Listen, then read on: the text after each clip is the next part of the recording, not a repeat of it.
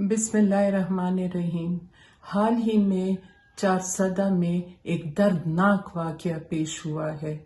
इस वाक़ये में 2.5 साल की बच्ची ज़ैनब को जिनसी तशद्दुद का निशाना बनाया गया और उसके बाद बेदर्दी से कत्ल किया गया। सवाल ये उभरता है कि इस 2.5 साल की बच्ची की किसी के साथ क्या दुश्मनी हो सकती है। ये सवाल उसके वालिद ने पूछा है।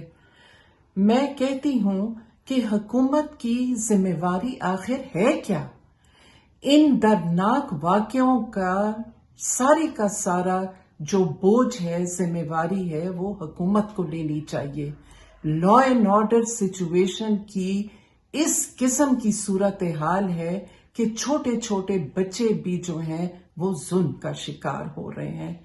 कौमी वतन पार्टी का ये मुतालबा है कि न सिर्फ इन मुल्जिमान को जल्द अज जल्द कैफरे किरदार पे पहुंचाया जाए, पर इबरतनाक सजा भी दी जाए। हम समझते हैं कि अगर इन मजालिम का सद्देबाब ना किया जाए तो ऐसे भी हो सकता है कि अवाम में एक सैलाब मायूसी उमड़ पड़े और फिर हुकूमत को इन हालात को कंट्रोल करना नामुमकिन होगा। शुक्रिया।